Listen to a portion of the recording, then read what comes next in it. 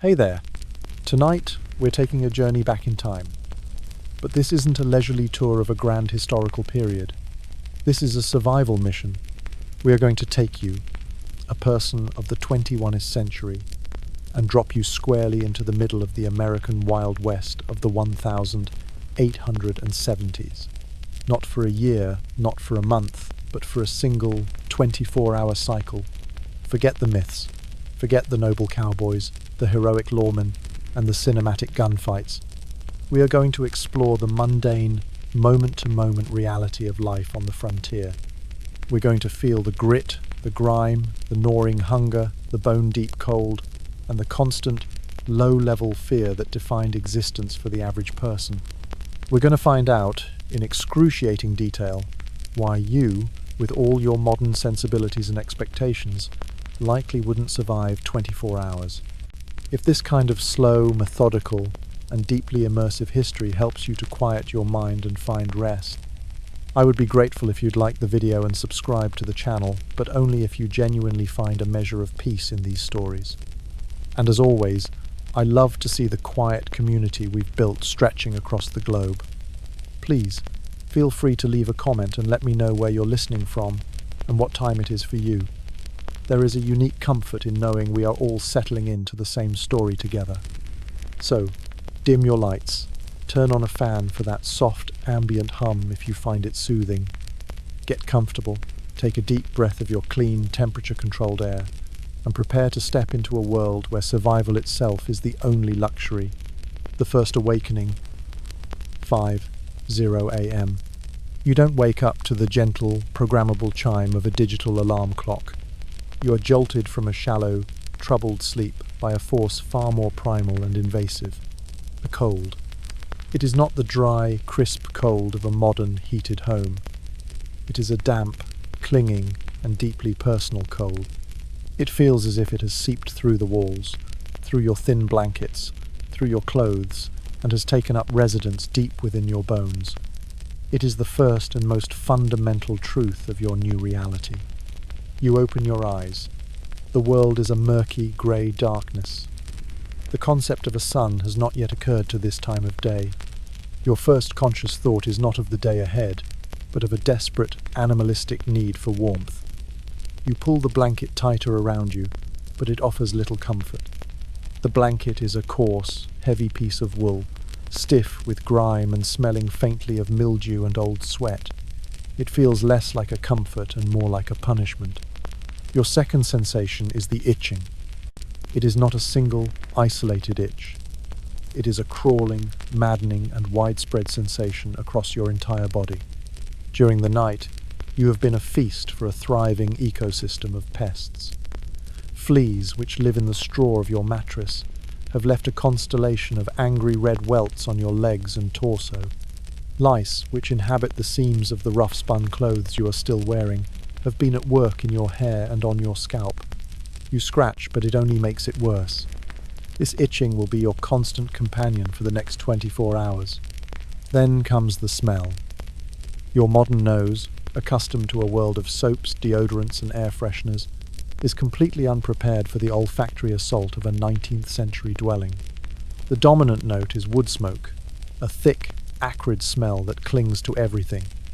Underneath that is the damp, earthy smell of the dirt floor and the slowly decaying sod walls of your home. Layered on top are the smells of human life, unmasked by modern hygiene, the sour tang of unwashed bodies, the faint, unpleasant odour from the chamber pot in the corner, and the lingering scent of last night's greasy, monotonous meal. It is a thick, complex, and deeply unpleasant atmosphere that you must now learn to breathe. You sit up, and your body protests with a symphony of aches. Your back, unaccustomed to sleeping on a lumpy sack of straw on a hard-packed dirt floor, feels like it has been beaten with a sack of rocks. Your joints are stiff and sore from the penetrating cold. You are only a few moments into your day, and you are already a museum of small miseries. This is the waking moment. There is no gentle transition from sleep to wakefulness. There is only the sudden, brutal immersion into a world that is cold, itchy, foul-smelling, and painful. Your 24 hours have begun. and you have already failed your first test. The simple act of waking up with any sense of comfort, cleanliness, or hope. You are cold, you are dirty, you are being eaten alive by tiny insects, and the sun has not yet risen. Welcome to the Wild West, the anatomy of your prison, the frontier dwelling. 5:15 a.m. You swing your legs off your bed and your bare feet touch the floor. It is not the smooth, warm wood of your bedroom back home. It is cold, damp, and slightly yielding earth. You are standing on the very ground the house was built upon. This is your home for the day. Let's take a closer look at this marvel of frontier architecture. If you are on the treeless plains of Kansas or Nebraska, you are living in a soddy, a house made of the very earth itself. The walls are 2 to 3 feet thick, constructed of large bricks of prairie sod, cut and stacked like giant, grassy blocks. The roof is a lattice of whatever scarce timber could be found cottonwood poles, perhaps covered with another layer of sod. From the outside it looks less like a house, and more like a natural feature of the landscape, a small square hill that has sprouted from the ground. This offers one single advantage: insulation. The thick earthen walls provide a decent barrier against the brutal extremes of the prairie climate, keeping the house cooler in the summer and slightly less frigid in the winter. But the disadvantages are overwhelming. The sod is never truly dry. It is a living thing, a mass of roots, dirt, and decaying organic matter. It constantly weeps. When it rains, the water doesn't just leak through the roof.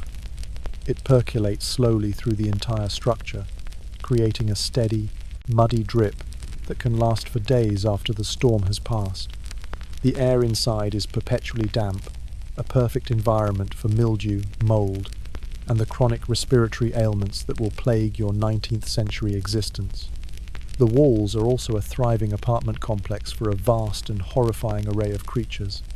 Worms, beetles, spiders, and centipedes live in the sod. Mice and voles burrow through it. And snakes, particularly bull snakes and garter snakes, love the cool, dark environment. It is not uncommon for a snake to fall from the ceiling onto your dinner table or your bed.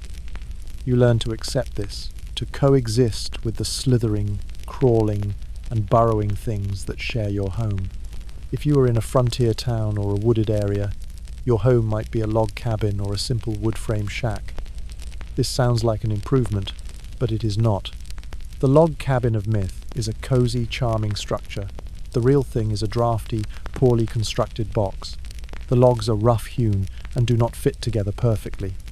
The gaps are chinked with a mixture of mud, moss, and animal hair, which constantly crumbles and falls out, creating 100 small entry points for the wind, the rain, and the snow. The wood frame shack is even worse. It is made of thin, unseasoned planks of wood, often with no insulation whatsoever. It is a flimsy, temporary structure, a wooden tent that offers little more than the illusion of shelter. The wind whistles through the walls. The summer sun turns it into an oven. The winter cold turns it into a meat locker. Your house, regardless of its construction, is small. It is likely a single room, no more than 12 by 15 feet. This one room is where your entire family, you, your spouse, your children will cook, eat, sleep, and live. There is no privacy. There is no personal space. Every argument, every illness, every moment of intimacy or despair is a public event. The floor is dirt. You might cover it with straw for a semblance of comfort and cleanliness, but the straw quickly becomes matted with dirt, food scraps, and waste, and it must be regularly swept out and replaced. It is a constant, losing battle against the filth. There is one window if you are lucky. It is not a pane of glass. Glass is a rare and expensive luxury. It is a small square hole in the wall, covered by a wooden shutter or a piece of oiled animal hide. It lets in a sliver of light, but also the cold, the dust, and the insects. This is not a home in the modern sense. It is a primitive shelter, a fragile fortress against a hostile world. It is a dark, damp, crowded, and uncomfortable space. It is the cage that will contain your life for the next 24 hours. and as you stand on the cold dirt floor, the walls seeming to close in around you, you realize that one of the greatest challenges of the frontier is not surviving the wilderness outside, but surviving the misery inside your own four walls. The morning chores: water, waste, and fire. 5:45 a.m. The first imperative of the day, after the need for warmth, is the need for water. You are thirsty. You need water to make your morning coffee, to boil your breakfast, to wash your face. But water does not magically appear from a tap. Acquiring it is your first great labor of the day. You take a heavy wooden bucket and step out into the biting, pre-dawn chill. Your source of water is a well, a hole in the ground you or some previous settler dug by hand. It is likely uncovered, open to the dust, the insects, and the droppings of birds. You lower your bucket on a creaking rope, 100 feet down into the dark, cold earth. You haul it up, hand over hand, your muscles already protesting. The bucket is heavy, filled with 20 or 30 pounds of water. You will have to make this trip several times to get enough water for the morning's needs. This water is not the clean, clear, and safe liquid you are used to.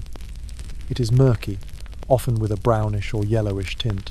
It tastes of earth and minerals. And it is teeming with invisible life. A microscopic soup of bacteria and pathogens that your 19th century immune system might be accustomed to, but that your 20th century body would find catastrophic. This water is likely contaminated. The well is often located too close to the outhouse or the area where your livestock is kept. The waste from both seeps into the ground and into the water table. This is the primary vector for the great diseases of the 19th century: cholera, typhoid, and dysentery. Every sip of water is a gamble. You are drinking from a roulette wheel of microbial death. You do not know this, of course. The germ theory of disease is a new and esoteric concept, not yet part of public knowledge. You simply know that sometimes the summer sickness comes and people start to die. Next on your list of morning chores is dealing with the waste. You take the heavy ceramic chamber pot from the corner of your one-room house. It is filled with the urine and feces of your entire family from the previous night. You carry it outside, as far from the house as you feel like walking, and you empty its contents onto the ground. There is no sewer system, no septic tank. The earth is your toilet. This concentration of human waste, just a few yards from your home and your well, is a breeding ground for flies and disease. Now, you must tend to the fire. The fire is the heart of your home. It is your only source of heat for warmth and for cooking. But it is a demanding and dangerous god. You cannot simply turn a knob on a stove. You must build and maintain a fire in a crude, inefficient iron stove or an open hearth. The fuel is scarce. If you live on the plains, there is no wood. You burn what you can find: dried prairie grass, twisted into tight bundles, corn cobs, or the most common fuel of the plains, buffalo chips. These are the dried droppings of the great bison herds.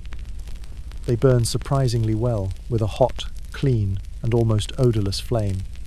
It is the job of your children to wander the prairie and gather these chips in a large sack. You are heating your home and cooking your food with the dried manure of a wild animal. Starting the fire is a delicate art. You use a match if you can afford them. If not, you use a flint and steel, trying to catch a spark in a small piece of charcloth. You coax the small flame to life, slowly adding more fuel, carefully controlling the airflow. The fire is a constant danger. A stray spark can ignite the straw on your floor, the wooden roof beams, the dry canvas of your wagon cover. Your entire home, and all of your meager possessions, can be reduced to ashes in a matter of minutes. Fire is the second leading cause of death on the frontier, after disease. You learn to treat it with a profound and fearful respect. It has taken you the better part of an hour to perform these basic, essential tasks. You have hauled water, disposed of waste, and built a fire. You are cold, you are tired, and you have not even had your breakfast yet. You have expended more physical labor just to prepare for your day than you would in an entire week of your modern life. and the sun is only just beginning to cast its first weak light on the horizon. Your 24 hours are well underway, and they are already a story of hard labor and hidden dangers. A frontier breakfast. Grime, grit, and resignation. 6:30 a.m. The fire is finally hot enough to cook. It is time for breakfast. This meal is not about pleasure, variety, or nutrition in the modern sense. It is about function. It is about consuming enough calories in the most efficient way possible to fuel your body for the 12 to 14 hours of hard, physical labor that lie ahead. You do not have a pantry stocked with a dozen different kinds of cereal, with fresh fruit, with yogurt. You have a sack of flour, a slab of salt pork, a bag of coffee beans, and maybe some cornmeal. This is the unholy trinity of the frontier diet. The centerpiece of your breakfast is likely to be some form of fried pork. This is not the lean, smoky bacon you are used to. It is salt pork, a cut that is mostly fat, preserved in a barrel of salt. It is incredibly salty, so salty that it must be soaked in water to be palatable. You slice off a few thick pieces and throw them into a hot cast-iron skillet. They sizzle and spit, filling your small, smoky room with the smell of hot grease. You fry the pork until it is brown and slightly crispy. The rendered fat, the grease, is a precious commodity. You will not discard it. You will save it in a can and use it for cooking your other meals, for making soap, or even for greasing the axles of your wagon. Next, you will have some form of bread. You do not have time to bake a loaf of yeasty bread. You will likely make biscuits or flapjacks. The biscuits are made from flour, water, a bit of lard, the saved pork grease, and maybe some baking soda. They are dense, heavy, and unleavened. They are often called sinkers, and for good reason. They sit like a lead weight in your stomach. The flapjacks are a simple batter of flour and water, fried in the pork grease until they are brown and slightly leathery. You eat your breakfast off a tin plate. You use your fingers or a simple knife. You use a biscuit to sop up the grease left on your plate. Every calorie is valuable. And then there is the coffee. The coffee is the most important part of the ritual. It is the one thing that promises to cut through the fog of exhaustion and jolt you into a state of functional wakefulness. But the coffee of the frontier is a brutal, unforgiving beverage. You buy the coffee beans green, by the sack. You have to roast them yourself, in a skillet over the open fire. This is a process that requires constant attention, and it is easy to get wrong. Most of the time you burn them. The roasted beans are a dark, oily, almost black color. You do not have a coffee grinder. You put the beans in a small cloth sack, and you crush them with the butt of your pistol or a rock. The result is a coarse, uneven grind. You throw a handful of these crushed, burnt beans into a pot of boiling water. You let it boil for a long time until the liquid is a thick, black, and incredibly bitter sludge. There is no filter. You let the grounds settle to the bottom, and you try to pour the coffee carefully into your tin cup. Inevitably, you get a mouthful of hot, gritty sediment with every sip. The taste is an assault. It is bitter, smoky, and tastes vaguely of dirt, but it is hot, and it is strong. The caffeine hits your system like a punch. You can feel your heart rate accelerate, your senses sharpen. You are ready to face the day. This is your breakfast: salt pork, biscuits, and bitter, gritty coffee. It is a diet that is high in fat, high in salt, high in caffeine, and profoundly lacking in every essential vitamin and nutrient. There is no fruit, no dairy, no vegetables. This diet, day in and day out, will lead to a host of health problems. It will harden your arteries, rot your teeth, and leave you vulnerable to diseases like scurvy. But in the short term, it does its job. It fills your stomach. It provides a massive jolt of calories and stimulants.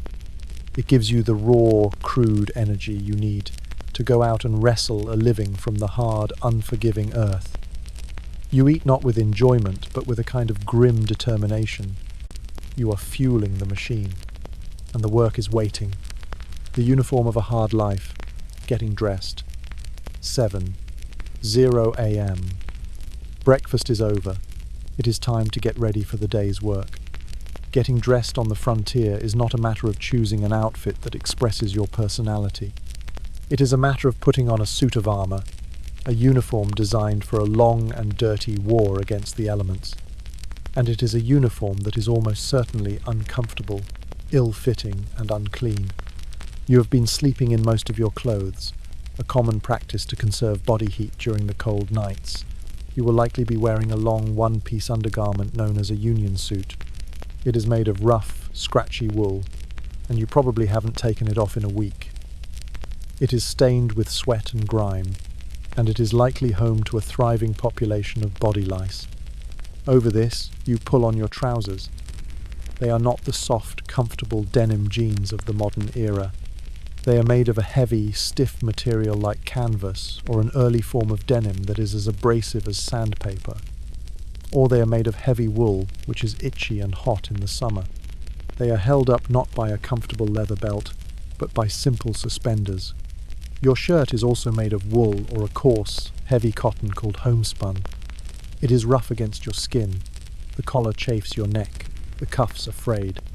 It has been washed so infrequently that its original colour is a distant memory. It is now a permanent, greyish-brown, the colour of dust and sweat. You pull on your socks if you own any. They are heavy, hand-knitted wool, full of holes that you have clumsily darned yourself. They are stiff with dried sweat. They do not have any elastic. They constantly slump down into your boots, creating uncomfortable, blister-inducing lumps. And then, your boots. A good pair of boots is a cowboy's or a farmer's most prized possession, but for you, a homesteader, they are a constant source of misery. They are heavy leather, treated with grease to make them water-resistant, but they are not waterproof. They are stiff and take months to break in. Your feet, which are almost always damp from sweat or from walking through wet grass, are a landscape of blisters, calluses, and sores. Fungal infections, like athlete's foot, are a constant problem. Finally, you put on your hat. It is a wide-brimmed felt hat. It is not a fashion accessory. It is an essential tool. It is your protection from the sun, the rain, and the snow. It is stained with sweat, misshapen from use, and it is the most functional piece of clothing you own. You are now dressed, and you are profoundly uncomfortable. Your clothes are itchy, they are stiff, they chafe your skin. You are wearing multiple layers of heavy fabric, regardless of the season. In the summer, you will sweat through these layers, creating a damp, suffocating personal swamp. In the winter, if these layers get wet from snow or rain, they will lose their insulating properties and become a cold, deadly shroud that can lead to hypothermia. There is no concept of athleisure or performance fabrics. There is only durability. Your clothes are designed to withstand the rigours of hard labour, to not fall apart when snagged on a thorny bush or a barbed wire fence. Comfort is a luxury that has been ruthlessly engineered out of your existence. And you are not alone in your discomfort. Your wife and children are dressed in a similar fashion. Your wife wears multiple layers of chemise, a corset, several petticoats, a heavy dress all made of the same rough, uncomfortable fabrics. Her clothing is even more restrictive and impractical than yours, a testament to the rigid gender roles of the era. You are now ready to face the day, encased in your itchy, smelly, uncomfortable suit of armor. Your clothing is a constant physical reminder of the hardness of your life. It is another layer of misery, another of the 1,000 small discomforts that you must learn to ignore if you are to survive. You do not feel clean. You do not feel comfortable. You do not feel human. You feel like a beast of burden, yoked and ready for another day of labour. A day's labour. The war against the land. 7:30 a.m. You step out of your soddy and into the vast, empty expanse of your homestead. The day's work awaits.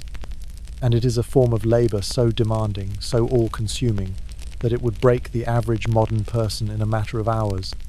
Your primary enemy is the land itself, the 160 acres of prairie that you are supposed to tame and cultivate. Today, your task is to continue breaking the sod for a new field. You have already spent weeks at this task. and you have only managed to turn over a few acres. You go to your team of oxen. They are slow, powerful, and profoundly stubborn creatures. You have to yoke them together, a difficult and often dangerous process of fitting the heavy wooden yoke over their necks and securing it with bows. An ox can kill you with a well-aimed kick or by crushing you against the side of the barn. Once the team is yoked, you lead them to the field and hitch them to the walking plough. The plough is a simple, heavy implement of wood and iron. You grip its two handles. You shout a command to the oxen, and the battle begins. The ploughshare bites into the thick, tangled mat of prairie grass roots. The resistance is immense. It feels like you are trying to plough through a carpet woven from steel cables. The plough bucks and lurches, threatening to jump out of the furrow. You have to use your entire body weight, leaning on the handles, wrestling the plough, forcing it to stay in the ground and cut a straight line. The shock of the plough hitting a rock or a particularly thick root travels up the handles and into your arms, your shoulders, your spine. It is a constant, bone-jarring vibration. You walk behind the plough, mile after grueling mile. The sun begins to climb, beating down on your back. Sweat pours down your face, stinging your eyes. The dust kicked up by the oxen, and the plough coats your skin, your clothes, your lungs. Your hands, even though they are calloused, begin to blister from the friction of the plough handles. Your back screams in protest. Your leg muscles burn with a fire that never goes out. This is not a job you can do with your mind wandering. You must remain constantly focused. You have to guide the oxen, keep the plough steady, watch for obstacles. A moment of inattention can mean a broken ploughshare, a tangled harness, or an injury to yourself or your animals. After a few hours, you stop for a brief rest. You drink from your canteen of warm, dusty water. You eat a piece of cold cornbread that you brought with you. You look back at the work you have done. It is a small, pathetic patch of turned earth in a vast, unconquered sea of grass. The sheer scale of the task ahead is daunting, almost demoralizing. But you cannot afford to despair. You must keep going. Your family's survival depends on it. This is just one of the many tasks that define your life. There is always something that needs to be done. Fences need to be mended. The roof of the soddy needs to be patched. The well needs to be cleaned. The tools need to be sharpened. If you are lucky enough to have a crop in the ground, your work is not over. You have to cultivate it, to fight a constant war against the weeds that are always trying to reclaim the land. You will do this by hand, or with a simple horse-drawn cultivator, another long, tedious, and physically demanding job. Then comes the harvest. You will cut your wheat with a scythe, a tool that has not changed much since the Middle Ages.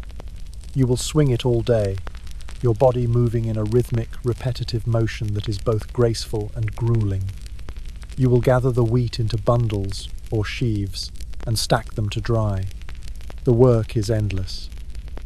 It is a cycle of labor that is dictated not by the clock but by the seasons. You work from the moment the sun rises until the moment it sets. There are no weekends. There are no vacations. There is only the work. It is a form of labor that does not just use your body, it consumes it. It will break you down, wear you out, and leave you old before your time. By the age of 40, your body will be a wreck, your back bent, your joints swollen with arthritis. This is the price you pay for your 160 acres of free land. You are paying for it with the currency of your own life force, with the sweat of your brow, with the slow, grinding destruction of your own body. You came here seeking independence, but you have become a slave to the land itself, bound to it by a relentless cycle of hard and often heartbreaking labor. A war with the sky. 11:00 a.m. You are hours into your workday. The sun is climbing higher, and the heat is becoming a real presence. But the sun is not the only thing you watch. Your gaze is constantly shifting to the horizon, to the vast empty canvas of the prairie sky. You have learned that the sky here is not a benign, decorative ceiling. It is an active, unpredictable, and often violent entity. It is the real boss of this land. and its moods can change with terrifying speed. You have learned to read the clouds, the wind, the quality of the light. These are not the idle observations of a poet. They are essential survival skills. One of the greatest fears is the prairie thunderstorm. It does not arrive with a gentle patter of rain. It announces itself with a dramatic and ominous change in the atmosphere. On a hot, humid afternoon, you might see a line of dark, bruised-looking clouds building on the western horizon. They are not just clouds, they are supercells, great, churning engines of atmospheric violence that can tower miles into the sky. The wind will die down, and the air will become eerily still and heavy. A strange, greenish-yellow light will cast an unnatural pallor over the landscape. The birds will fall silent. This is the calm before the storm, and it is one of the most terrifying moments on the prairie. You abandon your work immediately. You unhitch your oxen and lead them, panicked and wide-eyed, to the crude shelter of your barn, if you have one. You rush to your soddy, gathering your children, securing the door, and then the storm hits. It is a full sensory assault. The wind arrives first, a solid wall of force that shrieks and howls, tearing at the roof of your house. You can feel the entire structure shudder and groan under the strain. Then comes the lightning. It is not the distant, flickering light of a city storm. It is a constant, blinding barrage. The sky is torn apart by jagged, brilliant bolts of lightning that strike the open prairie around your home. The thunder is not a rumble. It is a deafening, instantaneous crack, a sound so loud and so close that it is a physical blow. You are inside a great, cosmic drum that is being beaten by a furious god. And then comes the hail. It starts as small, pea-sized stones, but can quickly grow to the size of golf balls, then baseballs. The sound of these ice projectiles hammering on your sod roof is a deafening roar. It is the sound of your livelihood being destroyed. You know that every one of those hailstones is shredding your corn to ribbons, smashing your garden to a pulp, turning your entire year's work into a battered, broken wasteland. In 15 minutes, a hailstorm can accomplish a level of destruction that would take an army hours to achieve. When the storm finally passes, as quickly as it arrived, you step outside into a world that is strangely clean, washed, and glittering. But your fields are gone. Your hopes are gone. You are left with nothing but the mud and the silence. The tornado is another skyborn monster. You learn to watch for the telltale signs, the greenish sky, the wall cloud, the funnel descending like a great dark finger from the heavens. There is no tornado siren. There is no weather radio. There is only your own terrified observation. Your only hope is the storm cellar, a small, dark, underground hole that you have dug near your house. It is little more than a covered ditch. You hustle your family into this cramped, damp, and terrifying space. You huddle together in the dark, listening to the approaching roar of the tornado, a sound that is famously compared to that of a freight train. It is a sound of pure, elemental power, a sound that tells you that you are utterly and completely at the mercy of forces beyond your comprehension. If the tornado hits your soddy, it will be obliterated. If it misses, you will emerge, shaking and pale, into a world that has been scoured clean. Even in winter, the sky is your enemy. The blizzard does not come with a great and dramatic fury. It comes with a quiet, insidious stealth. The sky turns a uniform, featureless grey. The wind picks up, a steady, knife-edged wind that carries a fine, stinging snow. The temperature plummets. You are trapped in your soddy. The world outside disappears into a swirling, howling vortex of white. The wind is a constant, maddening moan, finding every crack and crevice in your home, driving fine, powdery snow inside. The cold is a physical presence, a predator that drains the heat from your body and your fire. You can get lost and freeze to death just a few feet from your own front door. You live your life in a constant, wary negotiation with the sky. You are a meteorologist, a prognosticator, a humble supplicant. You learn that on the frontier, the greatest threats often come not from the ground, but from above, and there is nowhere to hide. The smallest predators, a world of bites and stings. 1:0 p.m. You have stopped for your midday meal. It is not a restful lunch break. It is a hasty, functional refueling. You eat your cold cornbread and jerky while standing in the shade of your wagon, your eyes still scanning the horizon for a change in the weather. But the threats are not all large and dramatic. Your world is teeming with smaller, quieter, and often more insidious dangers. The frontier is a world of things that crawl, slither, and swarm, and they all seem to view you as an unwelcome intruder or a convenient meal. The most iconic and feared of these small predators is the rattlesnake. The prairie is their kingdom. They are masters of camouflage, their mottled brown and grey skin a perfect match for the dry grass and dusty soil. You can be inches from one and not see it until it is too late. You learn a new way of walking, a new way of seeing. You learn to be wary of tall grass, of piles of rocks, of the cool, dark shade under a bush. You learn to listen for the sound that will become the soundtrack to your nightmares, the dry, buzzing electric rattle that is the snake's final, courteous warning before it strikes. A rattlesnake bite is a medical emergency for which you have no medicine. The venom is a complex cocktail of toxins that attacks your blood, your nerves, and your tissues. The pain is immediate and excruciating. The bitten limb swells to a grotesque size, the skin turning a dark, bruised purple. You suffer from nausea, dizziness, blurred vision, and difficulty breathing. The only treatment you have is a pocket knife and a bottle of whiskey, both of which are more likely to cause harm than good.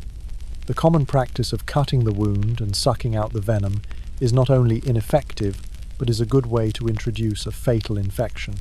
The whiskey only serves to speed the venom's journey through your bloodstream. Your survival is a matter of luck. It depends on the size of the snake, the amount of venom injected, and the location of the bite. If you are lucky, you will endure several days of agonizing pain and a long, slow recovery. If you are unlucky, you will die. Then there are the spiders, your sod house, your barn, your outhouse. They are all home to the black widow, a small, shy, but dangerously venomous spider. Its bite is a neurotoxin that causes severe muscle cramps, abdominal pain, and nausea. It is rarely fatal to a healthy adult, but it is an experience of such pure, unadulterated misery that you would not wish it on your worst enemy. Scorpions are another common threat, especially in the more arid regions. They have a particular fondness for hiding in dark, enclosed spaces, such as your boots. This leads to the most important and sacred ritual of the frontier morning. You never ever put on your boots without first shaking them out vigorously. A scorpion's sting is intensely painful, a fiery jolt that can leave you sick and miserable for a day or two. But perhaps the most maddening and relentless of your small adversaries are the insects. They are a constant, buzzing, biting, swarming plague. The flies are everywhere, drawn by your livestock, your food, your waste.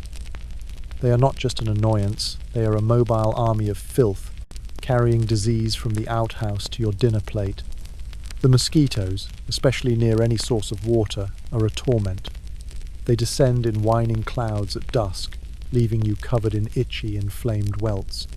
In some areas, they carry malaria, the ague, a disease that will leave you with recurring cycles of fever and chills for the rest of your life. And then there are the bed bugs and fleas that infest your bedding and your clothes, feasting on you at night, leaving you itchy and sleep-deprived. You are engaged in a constant, low-level war with the insect world. You have no screens on your windows. You have no insect repellent. You have only your own weary endurance. You learn to live with the constant biting, the constant itching. It is just another layer of the thick blanket of discomfort that is your daily existence. You finish your meager lunch. You take a drink of your warm, dusty water. You swat away a persistent fly that is trying to land on your face. You have survived the morning. But the afternoon stretches before you, and it is full of its own small, sharp, and often poisonous challenges. Your war against the wilderness is fought on many fronts, from the grand, violent canvas of the sky to the small, hidden world at your own 2 feet. The journey to town. an island of chaos. 3:0 p.m.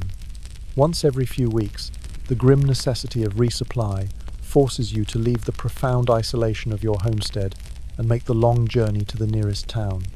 The town of Liberty is not a charming, bucolic village. It is a raw, chaotic, and often dangerous outpost of civilization, a place that can feel as alien and as threatening as the wilderness you just left. The journey itself is an ordeal. You travel by wagon, pulled by your slow, patient oxen. The trail is a set of deep, parallel ruts in the prairie, a road that is either a river of dust or a sea of mud, depending on the season. The wagon, with no suspension, jolts and shudders over every rock and hole, a bone-jarring ride that can last for the better part of a day. As you approach the town, the first sign of its presence is not something you see, but something you smell. The clean, earthy scent of the prairie is replaced by the thick, complex stench of civilization.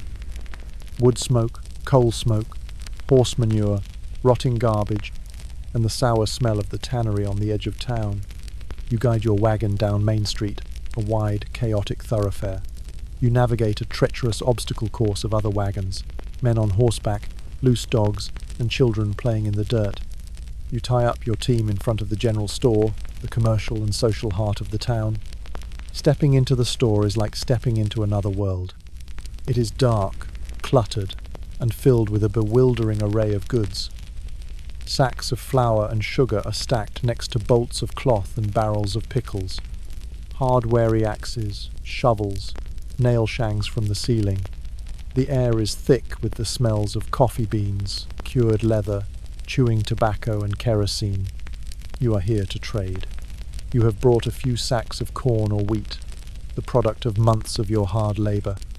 You will trade this for the supplies you cannot produce yourself: flour, salt, sugar, coffee, and maybe a new axe handle or a few precious cartridges for your rifle. The storekeeper is a shrewd and powerful man. He has a monopoly on commerce in this town. He will weigh your grain, his thumb perhaps nudging the scale, and he will offer you a price far below its true market value. He will then sell you the supplies you need at a price far above what they would cost back east. You are caught in a brutal economic squeeze. You are selling low and buying high, but you have no choice. He is the only game in town. While you are in the store, you are also gathering information. News travels slowly on the frontier. The newspaper, if the town has one, is a week old. You catch up on local gossip, on who is sick, who has died, who has given up and gone back east. This is your only link to the human community beyond your own isolated homestead. Your business done, you might be tempted by the one great entertainment the town has to offer, the saloon. You push through the swinging doors into a world of noise, smoke, and raw, masculine energy. The saloon is a dark, dirty room, the floor covered in sawdust to soak up the spilled whiskey and tobacco spit. It is crowded with the other men of the frontier. Cowboys flush with cash from a cattle drive, miners with dust in their lungs and despair in their eyes, trappers, teamsters, and drifters. The air is thick with the smoke from cheap cigars and the sound of an out-of-tune piano being hammered by a man who knows only 3 songs. You go to the bar and order a glass of whiskey. It is not a fine, aged spirit. It is rotgut, a raw, fiery, and often adulterated alcohol that burns a path down your throat. You are an outsider here. You are a nester, a farmer. The cowboys and the other transient men of the West often view you with contempt. You are a man who is trying to tame the land, to fence it in. You are a symbol of the end of their wild, free-roaming way of life. The atmosphere in the saloon is often tense, charged with unspoken resentments and the potential for sudden, explosive violence. A misplaced word, a spilled drink, can easily escalate into a brawl or a gunfight. You drink your whiskey quickly. You do not belong here. The noise, the chaos, the simmering aggression of the townette is a different kind of wilderness, and in many ways a more dangerous one than the one you call home. You load your precious supplies into your wagon. You turn your team of oxen around and begin the long, slow journey back to your homestead. As the sounds and the smells of the town fade behind you, you feel a profound sense of relief. You are returning to the silence, the solitude, the clean air of your own land. The town is a necessary evil, a brief, jarring, and often unpleasant journey into a world you are glad to leave behind. It is a reminder that civilization on the frontier is not a comfortable, orderly refuge. It is just another kind of struggle, another kind of war. And you are grateful to be returning to the familiar battlefield of your own homestead, to the quiet, personal war you wage against the earth and the sky, the indispensable partner, a woman's work. 5:0 p.m. You have returned from town, the journey having consumed most of your day. You are tired, your nerves frayed from the chaos of liberty. As you approach your soddy, you see your wife waiting by the door, and you are reminded, in this moment, that you are not in this struggle alone. You are part of a team, a partnership, and your partner's work is as hard, as essential, and in many ways far more complex than your own. The myth of the West is a story of men, of cowboys, of gunslingers, of prospectors. But the reality of settlement, the slow, difficult process of turning a patch of wild land into a home, was a story of women. A homesteader without a wife was a man likely to fail. You are the brawn of this operation. But she is the heart, the mind, and the soul. While you have been away, her day has been a whirlwind of relentless, multitasking labor. Her workday did not begin when you left. It began hours before, in the pre-dawn darkness. She was the one who restarted the fire in the stove. She was the one who milked the cow, if you were fortunate enough to own one. She was the one who fed the chickens and gathered the eggs. She was the one who prepared breakfast for the children. Her domain is the soddy and the small plot of land around it. And she is a master of a dozen different trades. She is a farmer. She tends the garden, the vital source of the vegetables that keep your family healthy. She plants, she weeds, she waters, she fights a constant battle against the insects and the rabbits that see her garden as their personal buffet. She is a chef. She prepares 3 meals a day from a limited and monotonous supply of ingredients. She is a master of improvisation, of turning a handful of flour and a slab of salt pork into something that can sustain a family. She bakes the bread, she churns the butter, she preserves the food. In the fall, she will spend weeks canning, pickling, and drying the harvest from her garden, her hands stained and sore, working to ensure that you will have enough food to survive the long, hard winter. She is a textile factory. She does not buy clothes. She makes them. She shears the sheep if you have them. She cards the wool, a tedious process of combing the fibers. She spins the wool into yarn on a spinning wheel. She weaves the yarn into rough, durable cloth on a loom. And she sews every garment your family wears, by hand, with a needle and thread, often by the dim, flickering light of a kerosene lamp late at night.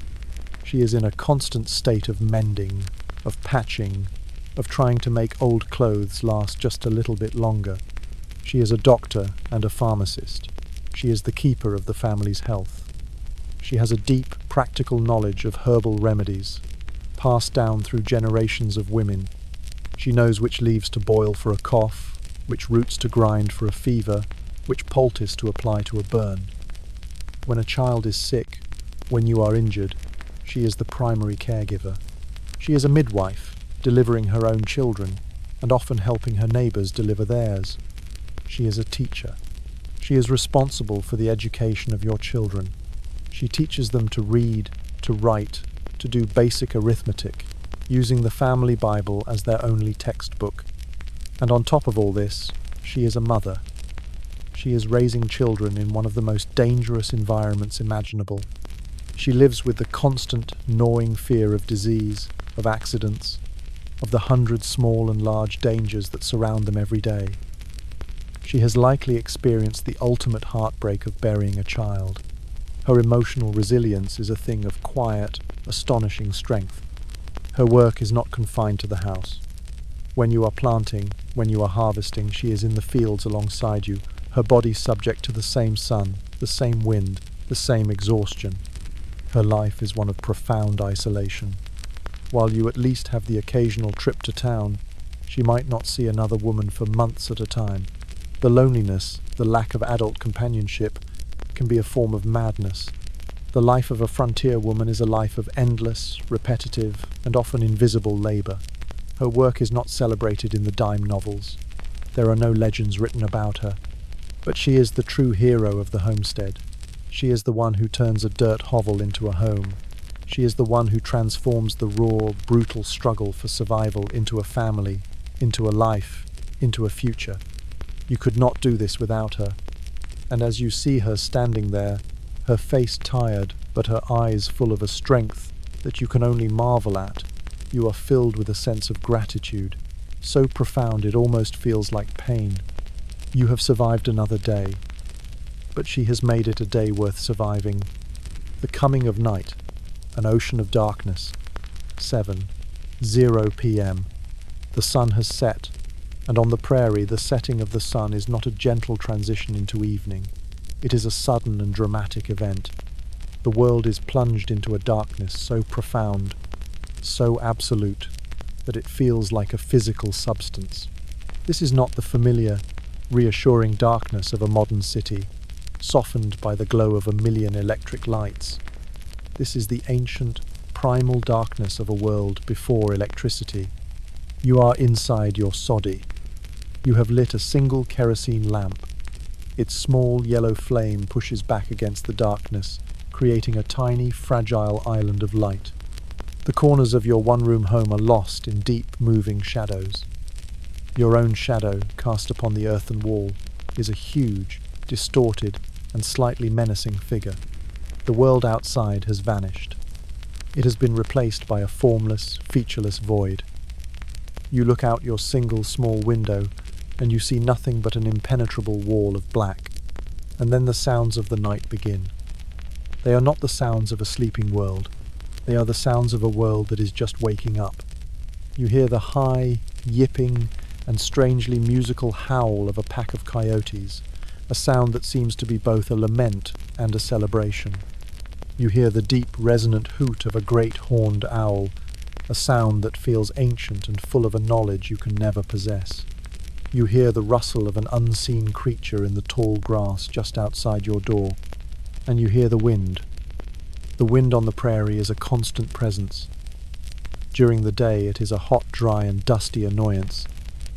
At night it becomes something else. It becomes a voice. It moans and whistles and shrieks around the corners of your soddy. It sounds like a lost soul, a lonely, grieving spirit. It is the sound of emptiness itself. You are a prisoner in your small circle of light. The darkness outside is not just an absence of light, it is a presence. It is full of potential threats, both real and imagined. The real threats are the predators. The coyotes you hear are a danger to your chickens. The wolf, a rarer but more frightening presence, is a danger to your calf, if you have one. The mountain lion, a silent, ghostly killer, might be watching your home from a nearby ridge. You make sure your rifle is loaded and leaning by the door. The imagined threats are, in some ways, even more terrifying. The folklore of the frontier is full of stories of ghosts, of spirits, of strange, malevolent creatures that haunt the darkness. The Native American tribes have their own powerful stories of the spirits of the land, spirits that you, the intruder, have angered. You may dismiss these stories as superstition in the bright light of day, but in the deep, oppressive darkness of the night, they feel unsettlingly real. You and your family huddle together around the small iron stove, the only source of warmth. You speak in low voices. The great, dark silence outside seems to demand it. Your wife might tell the children a story, a simple fairy tale from the old country, a story that feels a world away from this hard, new land. You might sing a quiet song, your voice a small human sound against the great, inhuman moan of the wind. When it is time for sleep, the process is one of fortification. You bar the door, you stuff a rag into the crack under it. You check on the children one last time, pulling their thin blankets up to their chins. You lie down on your straw mattress. You do not undress completely. You will sleep in most of your clothes, for warmth and for readiness. You pull the rough wool blanket over you. You close your eyes, but you do not truly sleep. You drift in a state of hypervigilance. Every creak of the house, every rustle in the grass, every change in the pitch of the wind causes you to tense up, to listen, your heart pounding. This is the frontier night. It is not a time of rest and rejuvenation. It is a long, slow, and often terrifying vigil. It is a journey through an ocean of darkness, a journey you must make every night. And your only compass is the deep, desperate hope that the sun will rise again, that it will banish the darkness and the fear, and that it will grant you the simple, profound, and never guaranteed gift of another day, the fever dream of sleep.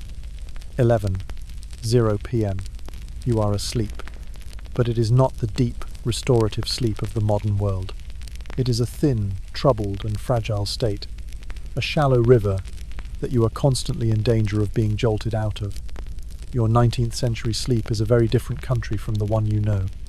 Historians speak of a segmented sleep pattern that was common in the pre-industrial world. People would go to bed shortly after dark and sleep for a few hours. This was the first sleep. They would then wake up, naturally, for an hour or two in the middle of the night, a period of quiet wakefulness, before returning to bed for a second sleep. You find yourself falling into this ancient rhythm. You wake up around midnight. The fire in the stove has burned down to a low, pulsing bed of embers, casting a faint, demonic red glow on the ceiling of your soddy. The room is cold. The wind is still howling outside. Your family is asleep around you. You can hear the soft, rhythmic breathing of your wife, the occasional sleepy murmur of a child. But you are wide awake. This period of night waking is a strange, liminal time. It is a time for quiet contemplation, for prayer, for intimacy. It is also a time for anxiety. In the profound silence of the night, your worries seem to be magnified. You think about the mortgage on your land, the coming winter, the strange hacking cough your son has developed. The darkness is a fertile ground for fear. You might get up and add a piece of fuel to the stove. You might step outside for a moment, into the shocking absolute cold, to relieve yourself and to look up at the sky. If the clouds have cleared, the sight is one of stunning, almost terrifying beauty. The sky is a black velvet cloth, strewn with a billion brilliant, diamond-hard stars. The Milky Way is a great, shimmering river of light.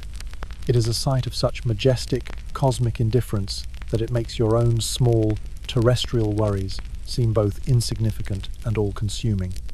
You return to your bed.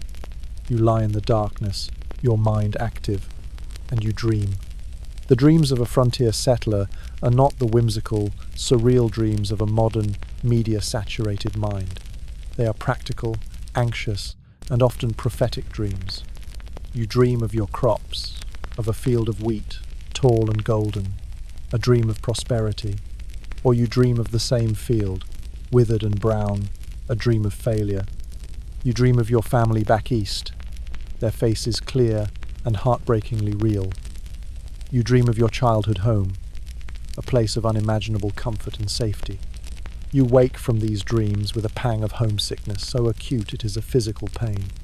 You dream of the dangers of your life. You dream of snakes, of fires, of being lost in a blizzard. These are not just anxieties, they are rehearsals. Your dreaming mind is practicing for the disasters that could befall you at any moment. And then you fall back into your second sleep.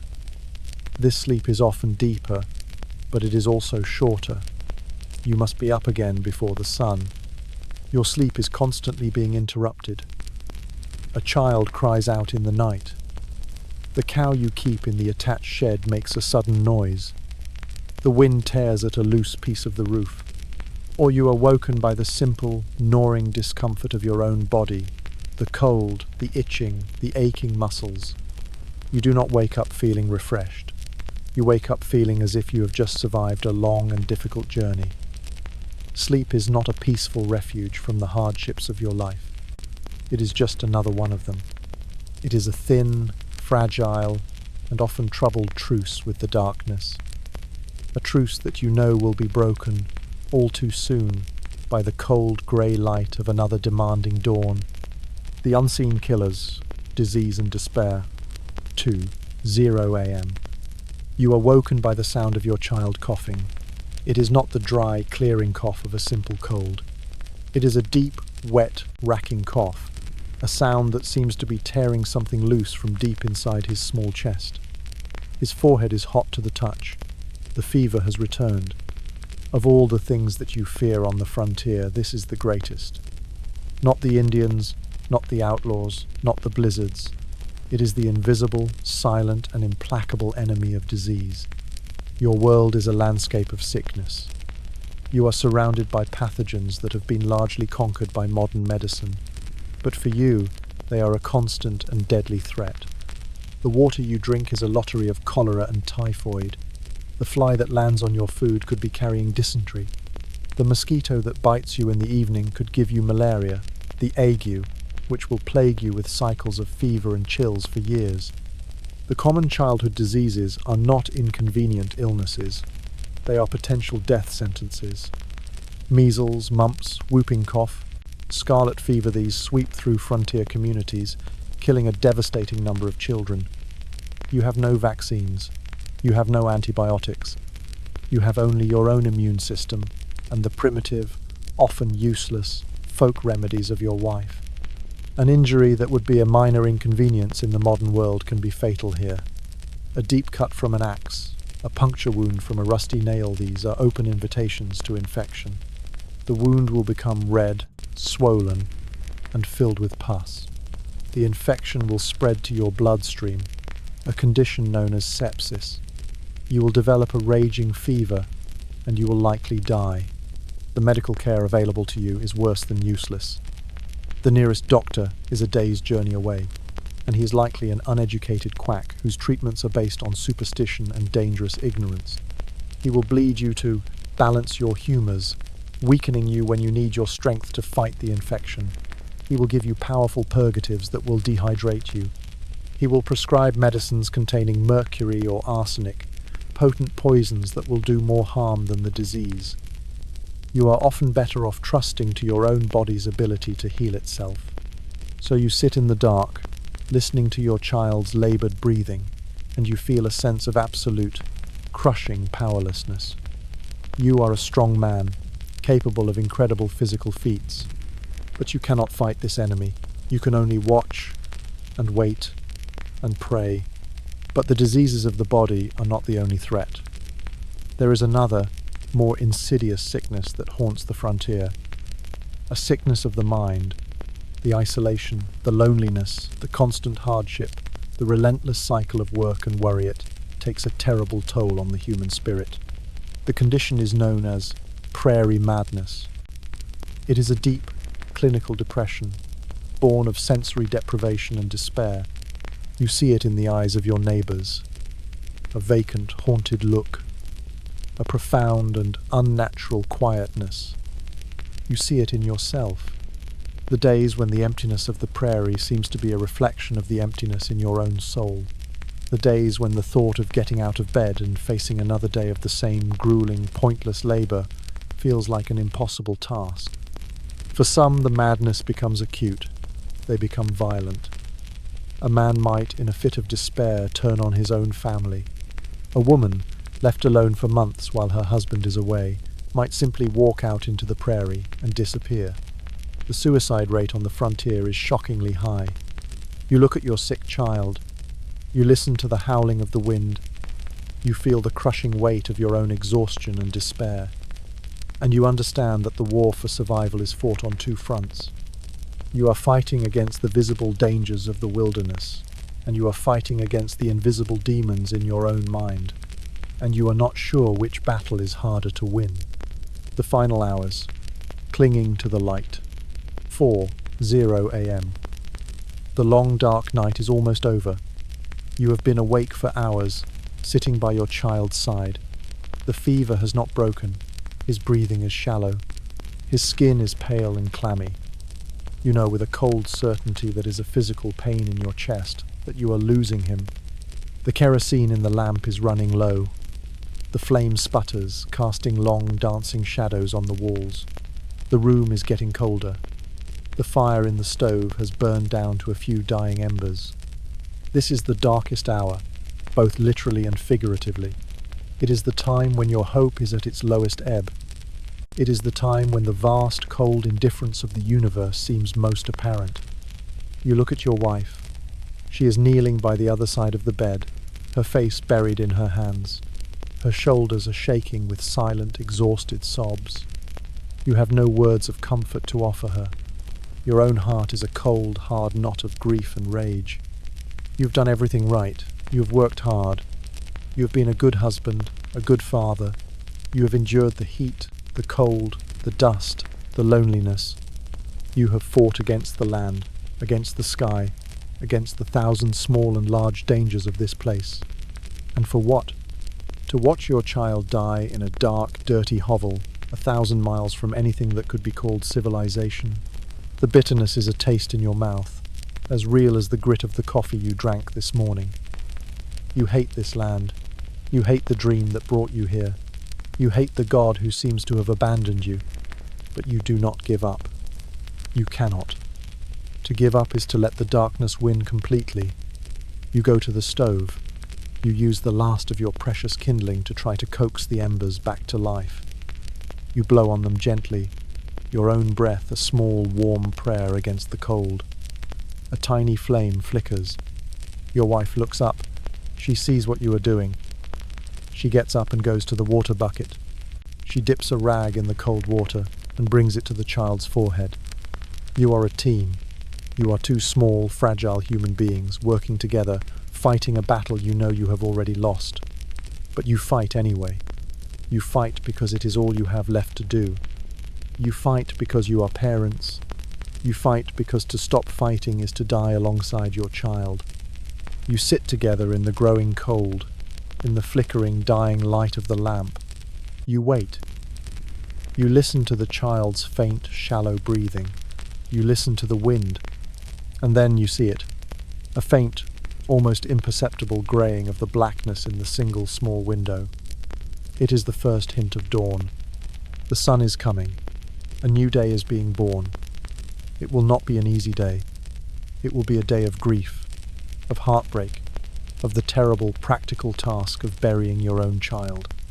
It'll be a day that will mark you, that will scar you forever. But it will be a day. The light is returning. You have survived the night. This is the ultimate, brutal lesson of the frontier. Survival is not a victory. It is simply the act of continuing. It is the act of getting up, of lighting the fire, of facing the light, even when your heart is broken, even when your soul is empty. It is the act of clinging to life, with your bloody, calloused fingers, in a world that is doing its best to tear it away from you. You have made it through 24 hours in the Wild West.